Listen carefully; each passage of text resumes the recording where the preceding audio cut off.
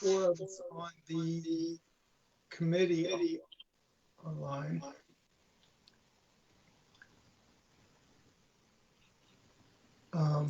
So let's call the meeting to order. And hey, Jared, I only have 3 counting you. Is there someone else I've missed? Well, somebody just came on ending in 5-6, so I'm assuming that's me, Ken Jarnigan, Police Department. Okay, so that's all right. We only have 3. Did you get Chris Harris? I'm here. Yeah, I saw Chris Harris. Are you ending in 9-7, Chris?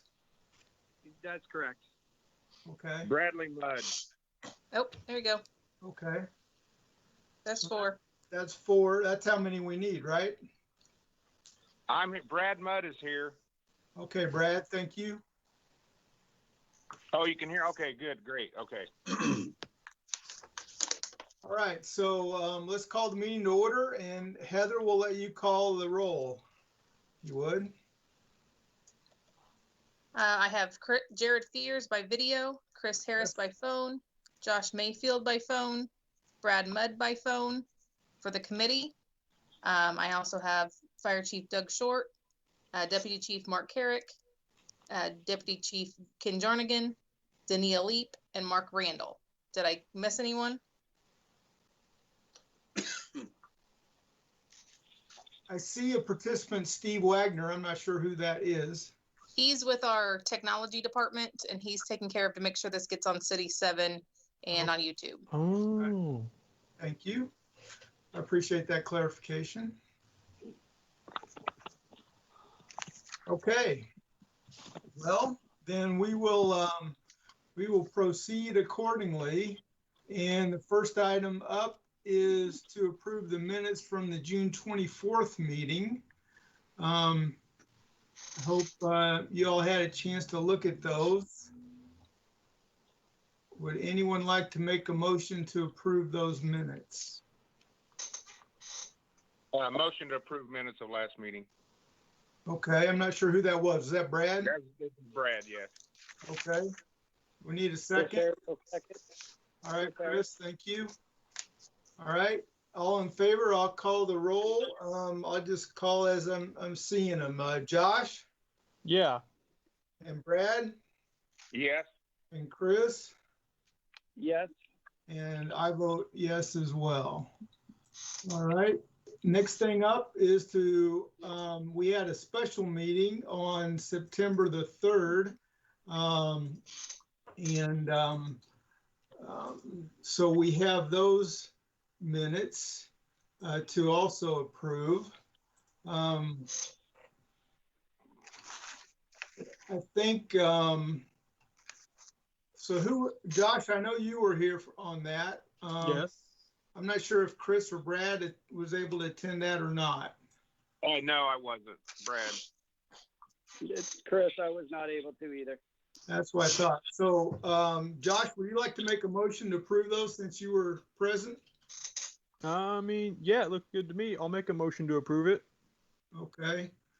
And I'll second that since I was here as well.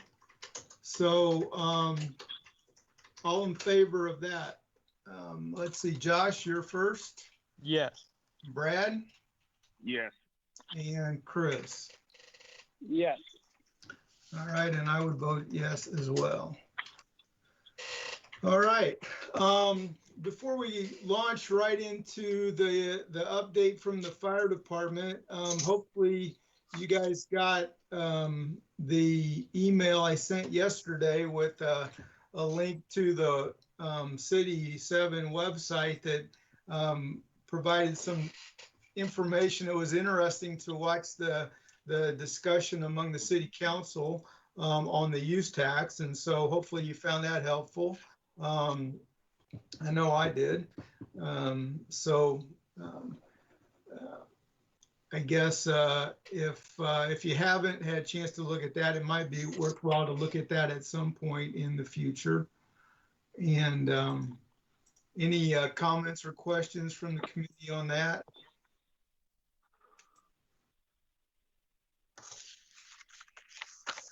Okay.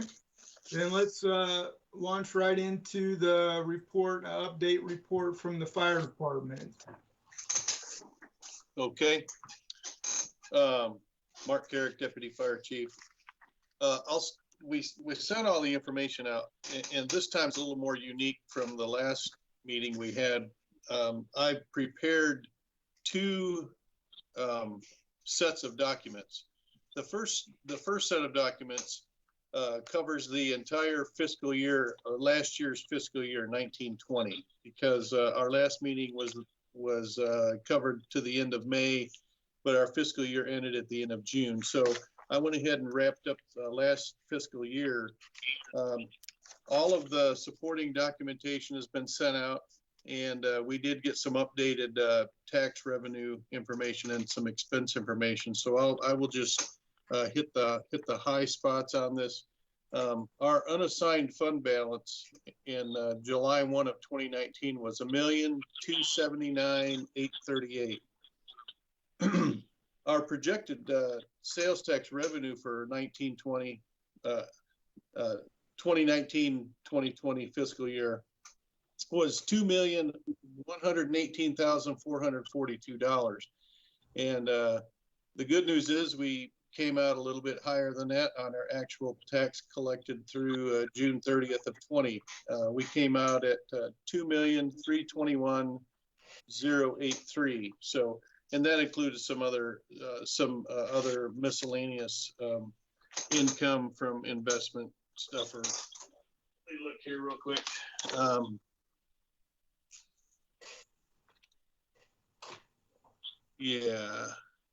Yeah, other revenue. Okay.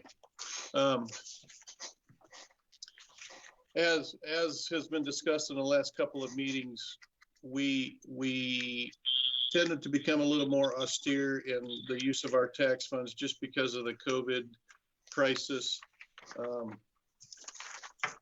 The year ended up, total expenditures for the year to date were $2,401,919. That left us with some open unpaid encumbrances of $81,241. Now, in that, it's been going on for a little while. We did have the issue of, or the matter of our ladder truck purchase. That has not particularly happened yet. And I know there were some nuances in that, and I might defer to the fire chief Short to give us a little bit of insight on that, is where we're at right now. Yeah, this is Chief Short. So just to give you a little more detail on the aerial, we had already processed and paid for that just as the coronavirus issue started. We thought it might be better if we go ahead and try to hang on to some of that money in reserve just in case, depending on how taxes came in for the next year or two, and convert that to a lease purchase. That is going to happen. It's been approved by the council. We're just waiting at this point for the best deal that we can get. Our city director, or the director of finance, is working on putting that together and just trying to get the rate at it right now. Right now it jumps up and down every day, so we're just trying to get a good rate, and then that money will show back up in our unassigned fund balance, probably in our next meeting.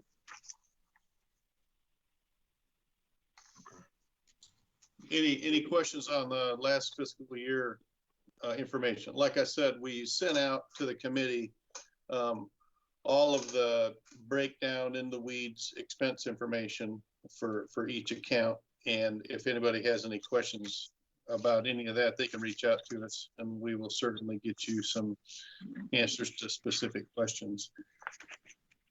Moving on to Mark, I had a go ahead.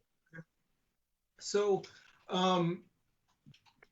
maybe a couple questions actually. So when I looked at the end of the fiscal year report, and then I looked at the one through August, end of August, those look the same to me. And I wondered if there was a mistake there. Let me look here. On what was sent out anyway. Are Yeah, you talking about the unassigned fund balance? No, the No, expenditures. The detail, okay. the detailed expenditures is what I'm Yeah, talking. that is correct. I mean, it is correct that they are the same. It is not. It is not correct, and I can send that updated July and August expense information out to everybody. I don't know how that got missed, but yes, I can make that correction. I do have the totals so far. Yeah, it looked like you had the totals maybe correct, but the rest of it didn't match up. That's why I was Yeah, and asking that question. I will get that out to everybody tomorrow. That was my error. Okay, we all appreciate that. I felt like I was going crazy too for a minute looking at it. A couple of other questions just on the detail that may not be very important, but I'm going to ask them anyway.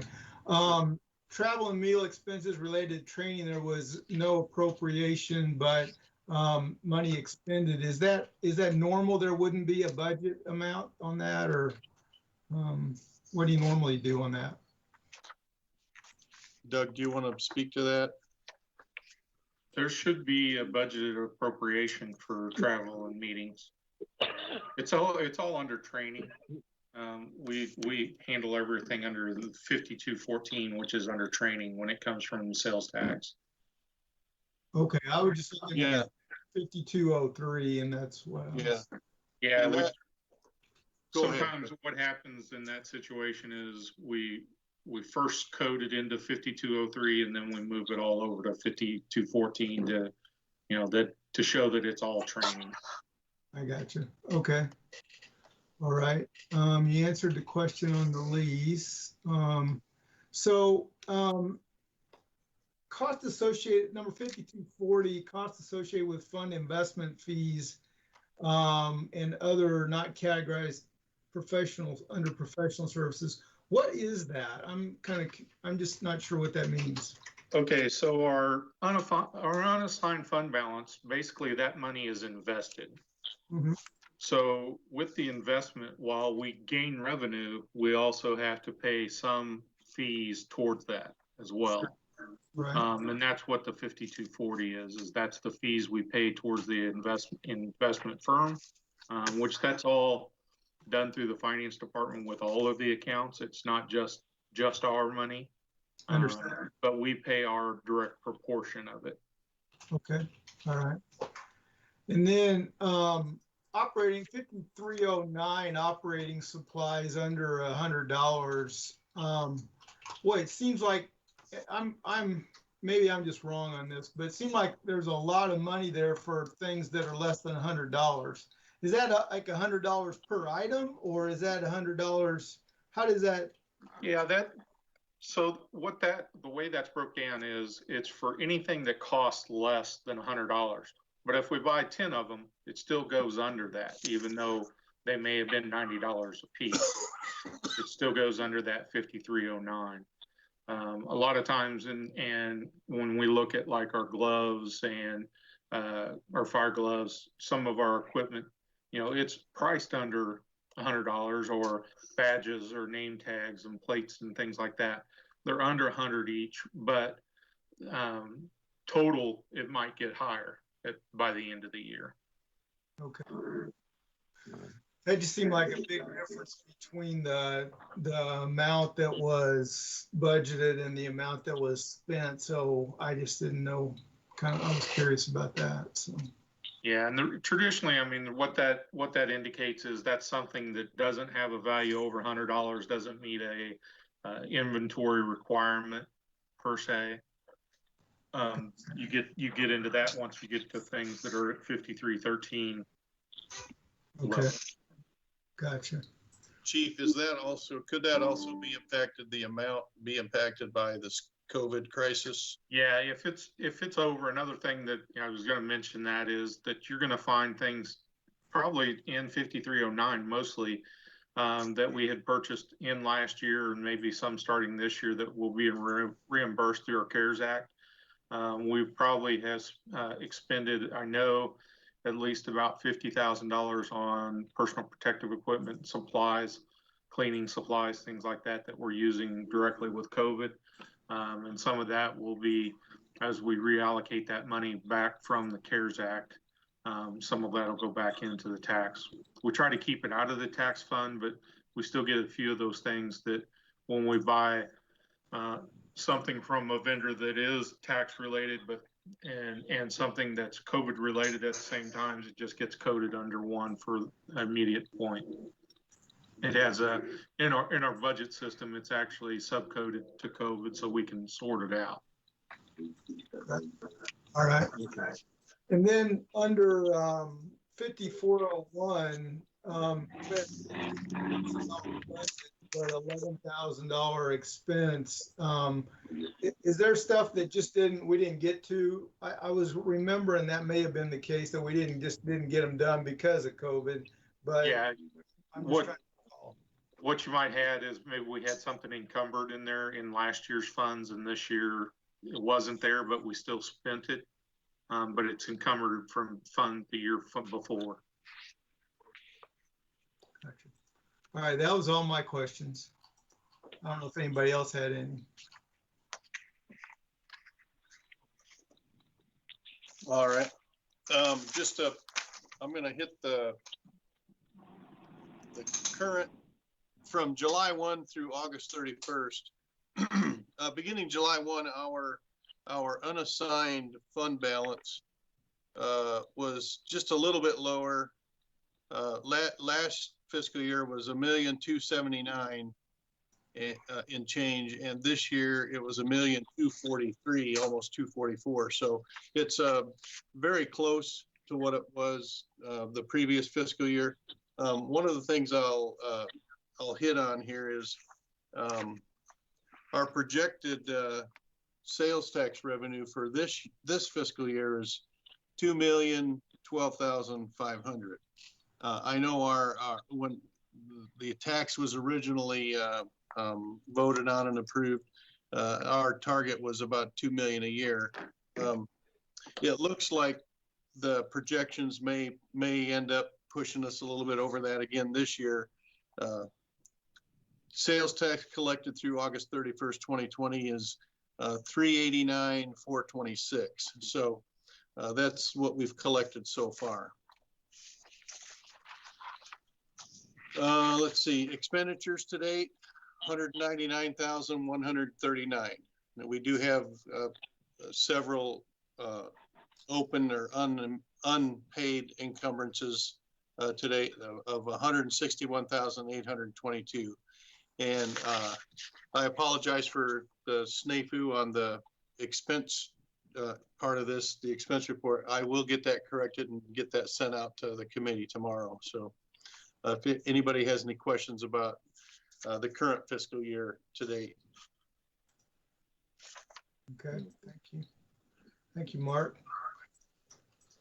Any questions by the committee for fire department or anything else?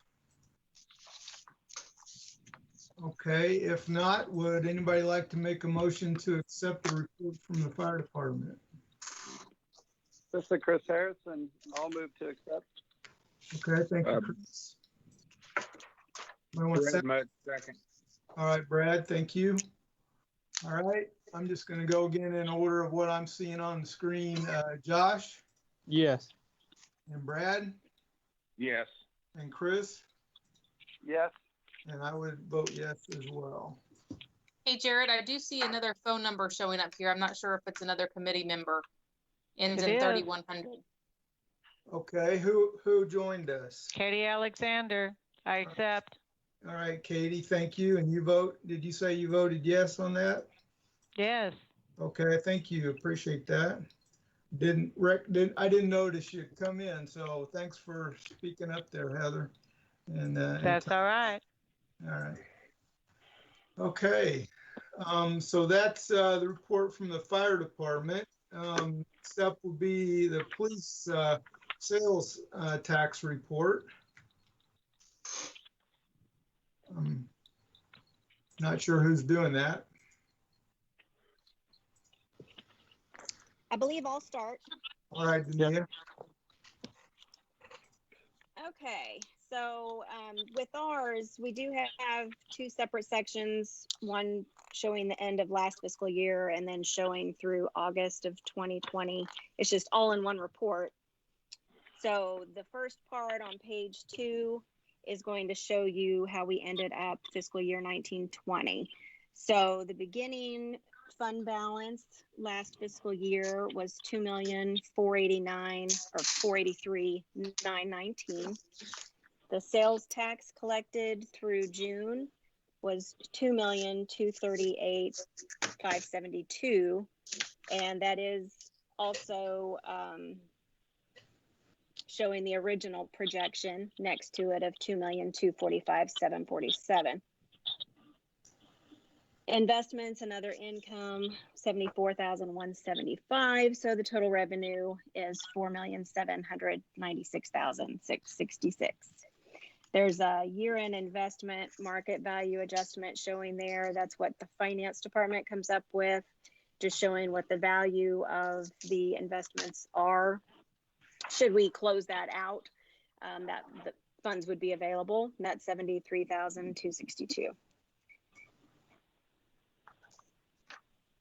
The expenditures for last fiscal year are showing there with the totals for each section, the communications, facility, and equipment categories, with all expenses coming to a total of 1,827,055.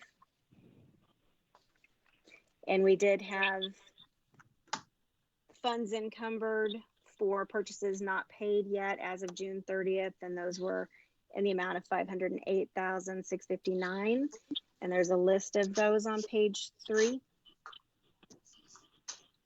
And showing what our overall fund balance was on June 30th, it was 2,534,213.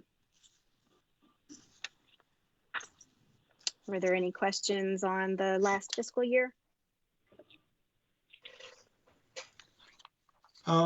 Yeah, I had a question, Dania. So, on the fire report, we saw a cost to invest the funds. And I'm just trying to see where that is in this report, or if it's not there, then.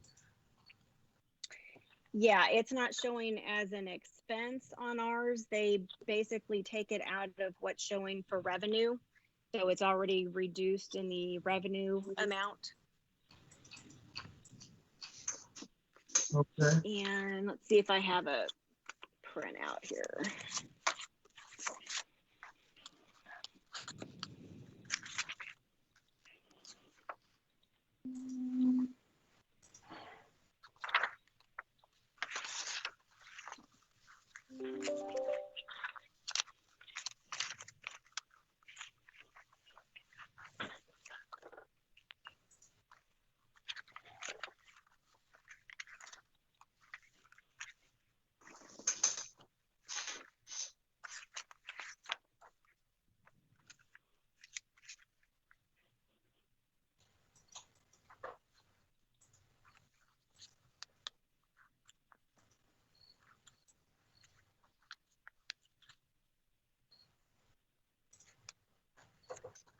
I'm not showing a separate line where they've charged for the fees, although I'm sure they're in here somewhere.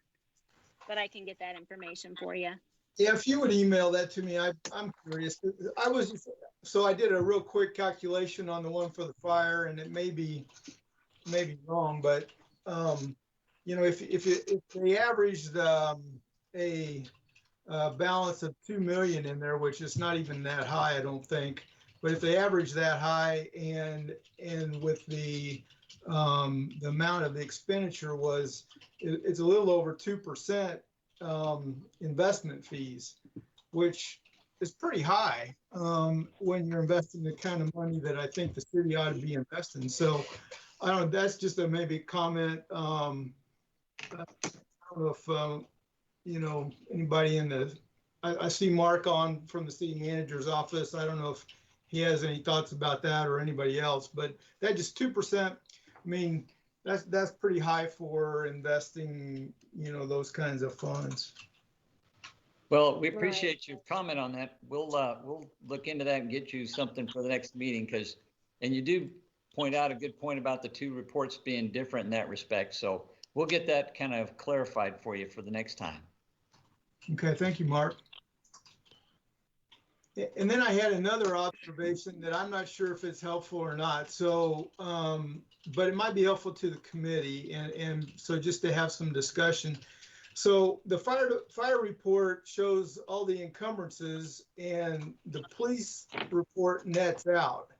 So from a layperson's perspective, it's hard to reconcile those two a little bit. So I'm not sure if there's a good way to reconcile those or not, or if we could do it one way and not the other, or I don't know what, you know, I'm not an accountant, so I don't know what the appropriate way to do that is, but that's just an observation that if we could have consistency between the two, it would be nice. Now, maybe that's not possible, and that's okay, but it's a question that I thought I'd ask. Jared, this is Chief Short. It could be done either way. You tell us which way you want to see it, and we'll change ours, or they'll change theirs, or whichever. I mean, because we run the same report. It's just the way we like, as departments, like to look at how it's out there. Well, from my perspective, I don't mind having the encumbrances in there, but I almost would like to see another column that says what they are. You know, that way I'd kind of understand better what they were. I mean, you can figure it out, but it'd be easier to see it that way. Now, maybe, I don't know, maybe some of the other committee members have a different take on that, but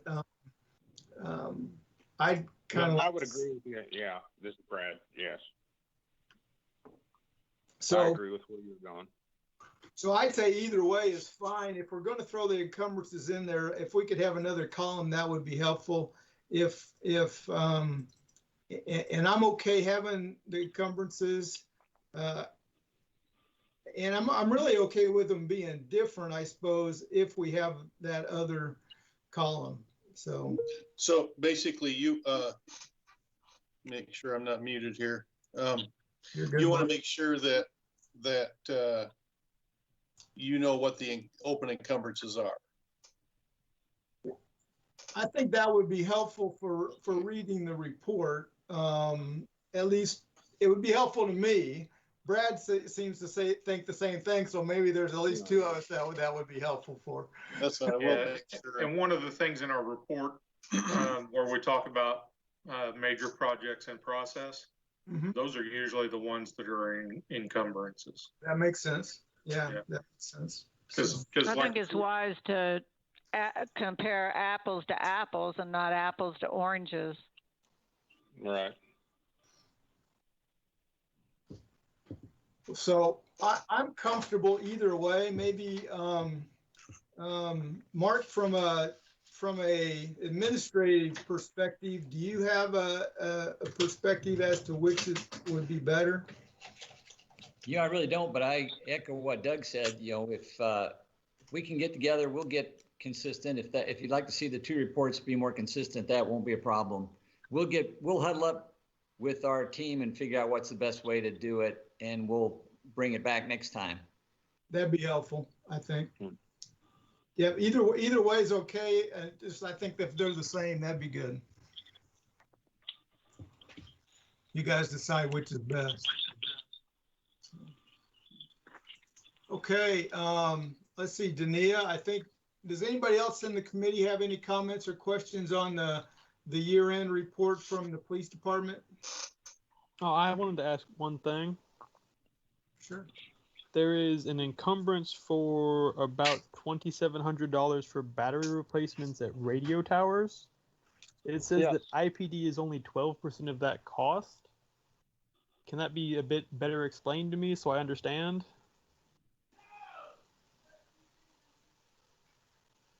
Yeah, the radio system for the City of Independence is a shared cost among city departments, and the police department's percent is 12% of that. So they had to replace some batteries at the tower locations, and that's just the amount that was charged to us in particular. Oh, okay. That makes sense. Okay, Thank you. you're welcome. Anything else? Any other questions? Nope. Ready for the new year?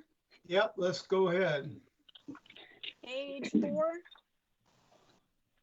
Our beginning fund balance for this fiscal year is $2,534,213. Sales tax collected through August is sitting at $411,969. Our investments and other income are $2,636. So our total revenue is $2,948,817. The breakdown of our expenses to date are listed there on page 4 and 5. And then our open encumbrances are on page 5. Those total $970,834. They're high right now because we tend to order all our big equipment at the beginning of the fiscal year, because it takes several months to get those ordered typically, to get them in. So with the total revenue that we started with, the expenditures to date, and if we back out the encumbrances, our fund balance is $1,810,747.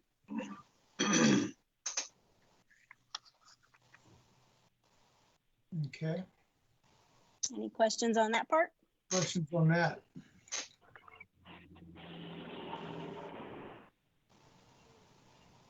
All right, I don't hear any questions at this point. This is Brad. Brad? Where are we at on, as far as, I know we were talking about numbers, as far as how many openings do they have, unfilled openings, I guess I should say, right now? At IPD. Right now, we currently have 14 officer openings. We have seven currently in the academy. We have 4 that are pending retirement here in October, and potentially 2 to 3 more retirements by the end of the year. Okay. We had a testing on September 9th. We had 9 people that showed up to test, and at this point we still have 1 in that process. The rest have been eliminated. Okay, thank you. So Ken, is it fair to say you're not gaining much ground on hiring police officers? Would that be fair? Yes, I think that's fair. I think the current events, and I think if you ask any police department around the country, they're going to tell you the same thing. I think the current events and the media has probably not helped our cause much. I'm sure that's probably right. Yes, I agree. We had a meeting yesterday, an hour-and-a-half recruiting meeting, trying to come up with ideas of how we can recruit differently, and we're going to try to implement some of those here coming up in the near future here. So what about recruiting firms like specialty recruiting firms? I know that it does cost money, you know. Yes, that's one of the options we discussed yesterday. Outplacement through the VA of people that have been treated or screened, so there's no escalation issues.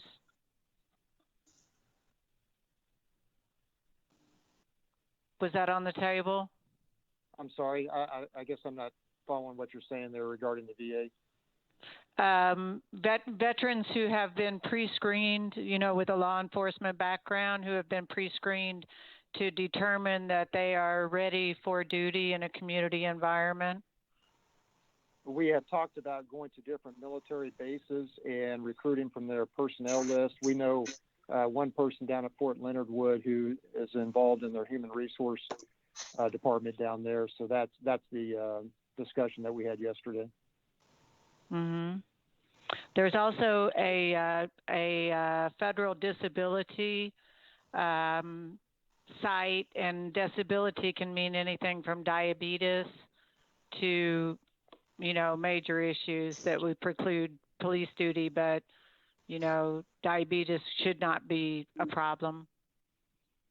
You know, Okay. so, and that is not an expense. So Okay. there's some efforts there that could possibly lead to some suitable people. Okay. Yeah. They do have the work program at the VA.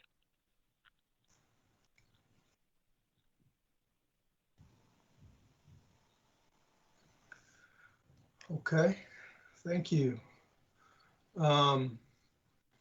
Any other questions on for police on the sales tax piece of the puzzle? Hey, Jared, if I could real quick on the on page 5 there, you'll see a couple items in red that are listed as new. Right. The additional L3 access points. Is everyone familiar with that, or should I explain that a little bit? No, I think that'd be helpful. Go ahead, Ken. Okay, the access points, those are for our in-car cameras. So we have those access points at both our main police station and the one down the street, the Special Operations Building. And what the access points allow us to do, when a police car pulls into the parking lot, that car is put into a queue for an automatic download of the video.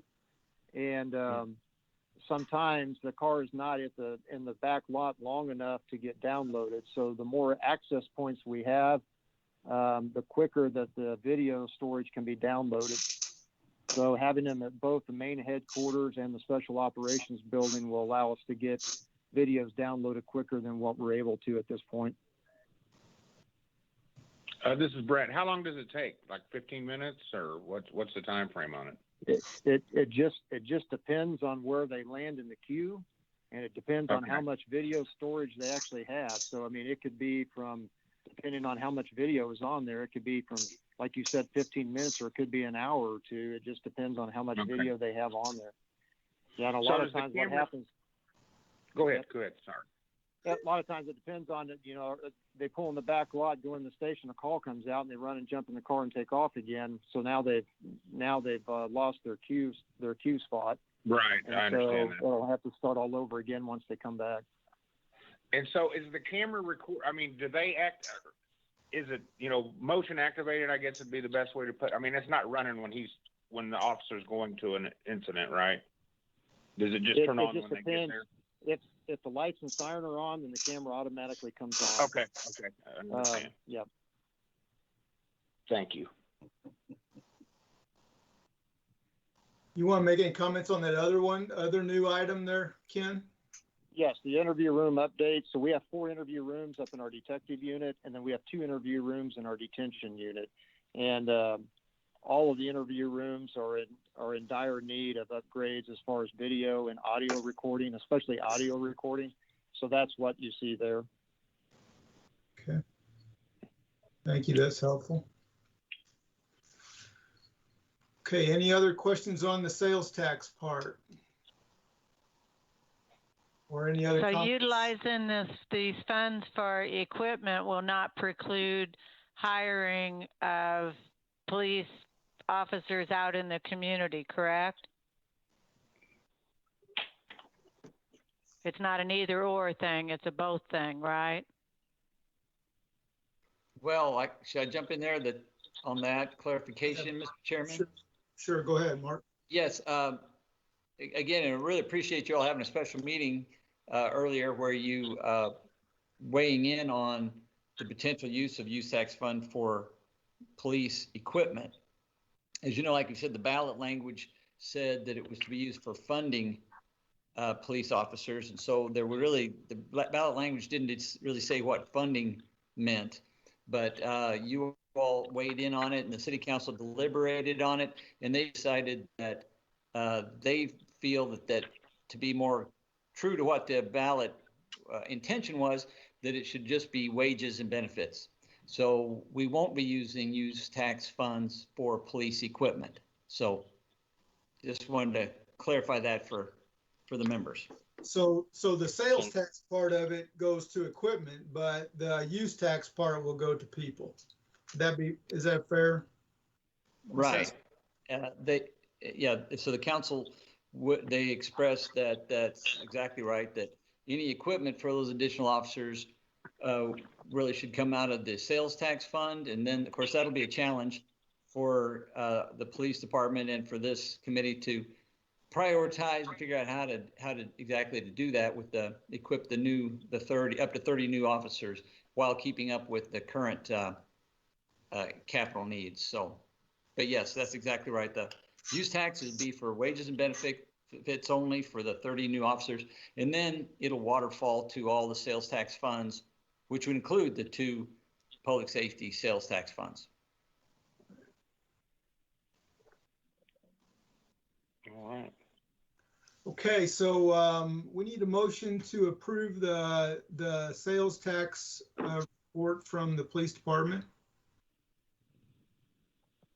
This is Brad. I move to accept the police department's report. Okay, Brad, thank you. Do we have a second?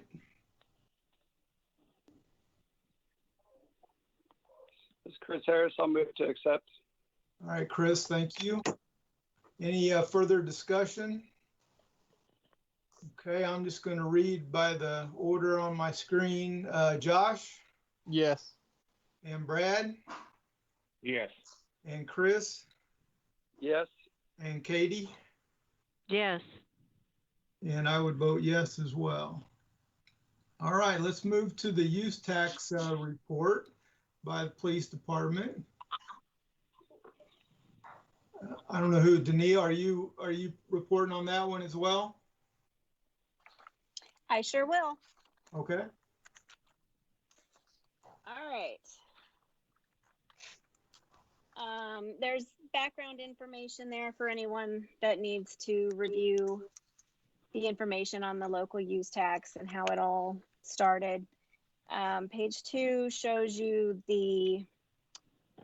this is information for last fiscal year, so we can wrap that up as well. So we started with 0, and the amount collected at the end of June was $650,907.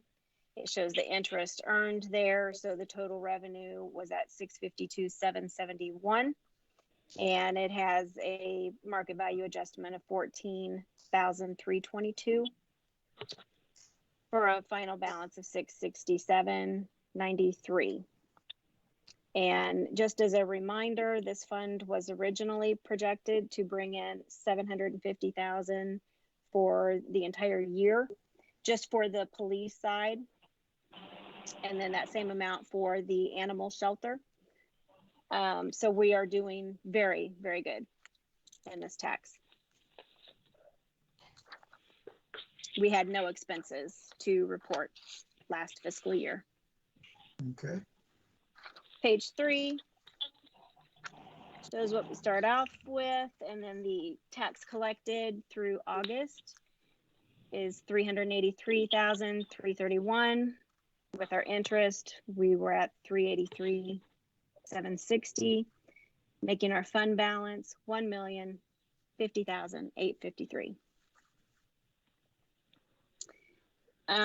So on our expenditures, I put in there what our original budget, this is what showed in the city's budget that was originally presented. It included funds for 2 sergeants, 4 officers, overtime for all 6 of those individuals should they need it, and uniforms and vehicles. And of course, those last 2 items are no longer going to be coming out of the use tax. There's some information on that down below. And prior to that decision being made and those large equipment orders going to the city council for review, we had already placed some orders out of the use tax for the new officers. The items are listed there at the bottom of page 3 and total $56,002. Those were for tasers and handguns that needed to be ordered to equip the new officers that we plan to hire this year. mobile radios, and the other items listed there are all vehicle equipment. Those were items that were going to go into the cars. All of those items will be shifted to the sales tax.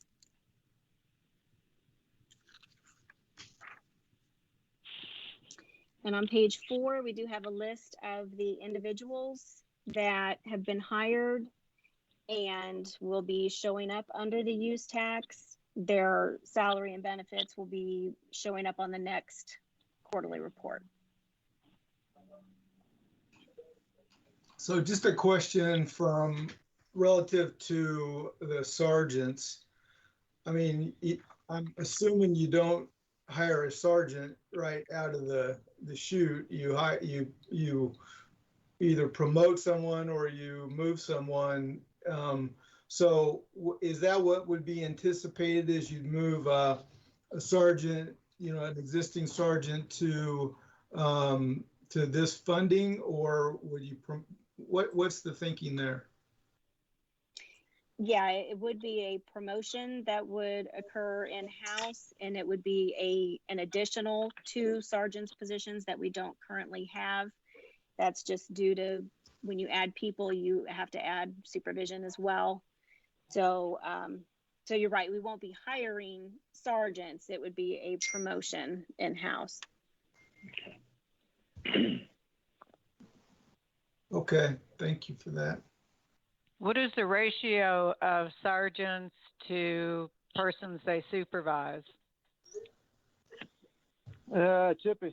Typically, we try to keep it 1 to either 8 to 10. What is it now?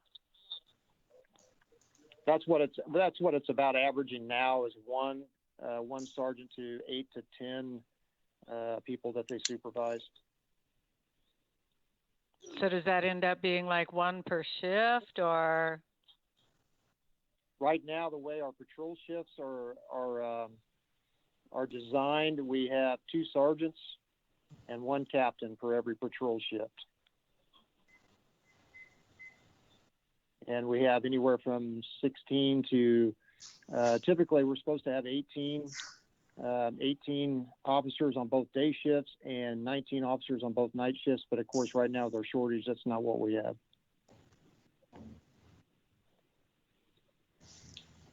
Okay. Just trying to understand, that's about the national average for a city in the same population, yes, and density and all that? Yeah, very similar, yes.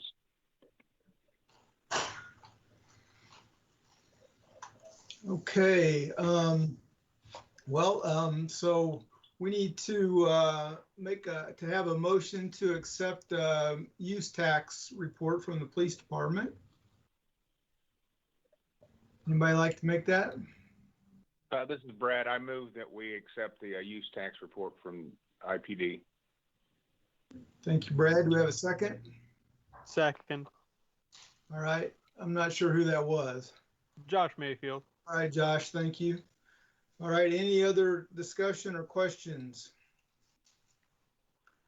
All right, if not, I'll read the roll. Josh? Yes. Brad? Yes. Chris? Yes. Katie? Yes. And I would vote yes as well. Okay. Before we move to the next item, which is schedule a date for the next meeting, I'm going to back up to our minutes from the last meeting, the special meeting that we had. We asked some questions, and Mark, I'm not sure if you're the person to address these two or who might be, but I'm trying to get there. So we asked some questions relative to legal guidance on interpretation of the use language. That may be a moot point now, given what the council has decided, and that's fine.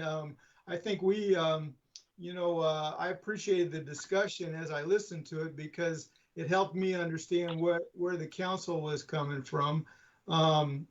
and they acknowledged that, for those of you that didn't get a chance to see it, they acknowledged the fact that we were wrestling with that question in our meeting, and so that was nice to hear that. There's another question we had relative to any restrictions regarding its use. I think that's pretty clear as well. And then the last question was related to the role of the Oversight Committee and how it relates to the City Council. I'm not sure. Maybe I was less clear about that now than I am now. But Mark, do you have any comments relative to that, or do you think that's pretty clear at this point? Well, I think that it is.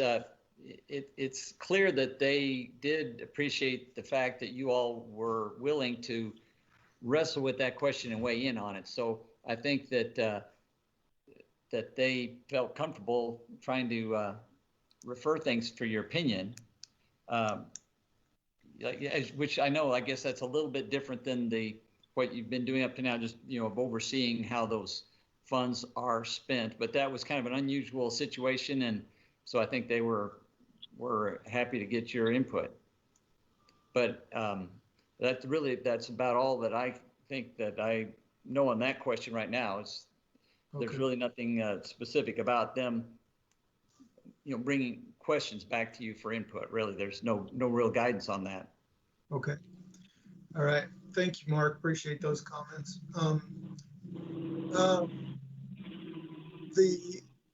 The other question I would have is,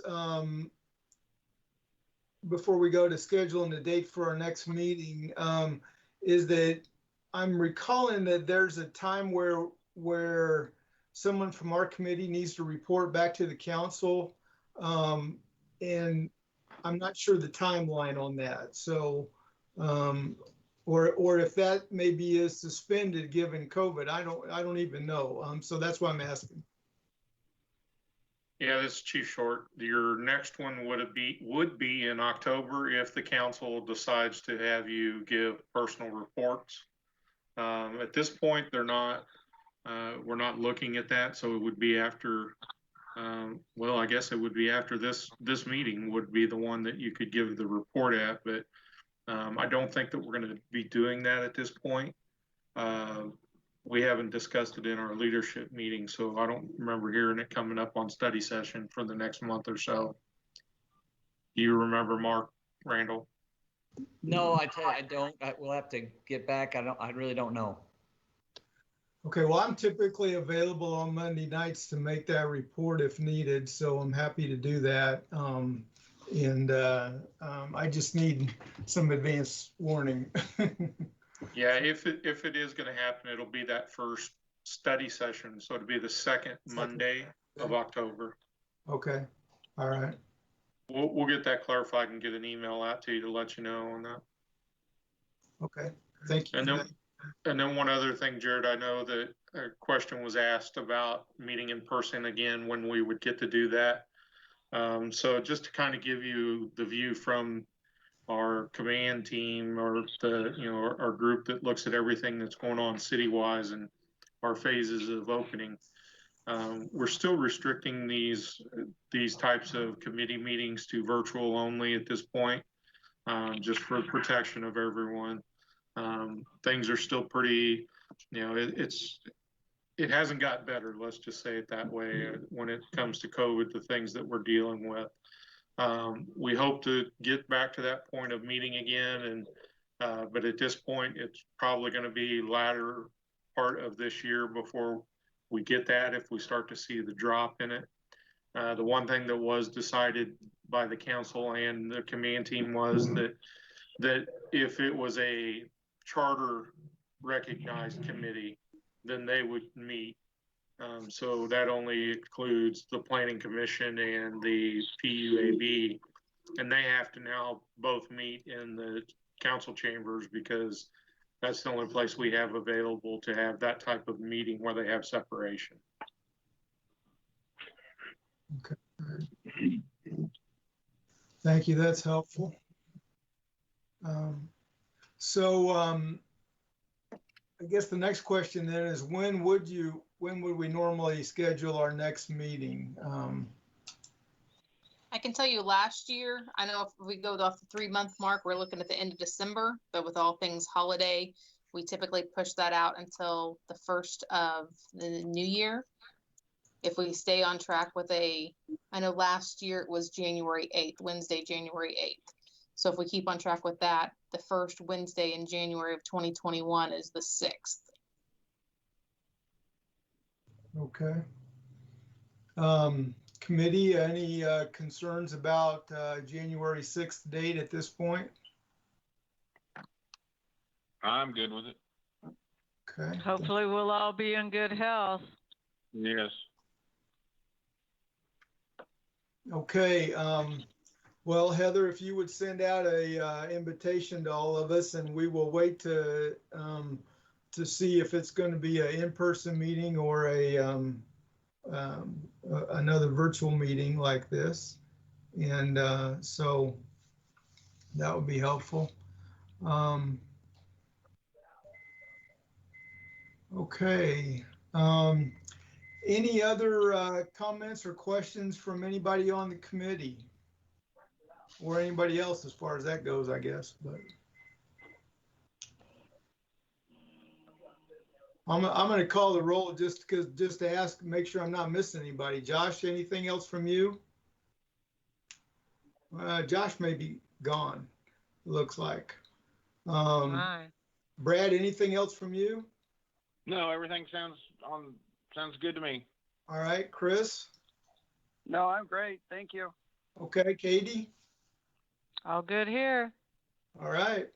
Well, in that case, thank you all for participation. Thank you, city staff, for all that you do, and especially in such a challenging environment to do it in. And we will consider this meeting adjourned. Thank you. All right, Thank be you. safe, everybody. Happy holidays. No. Yeah, right. Thanks. Bye. Bye-bye.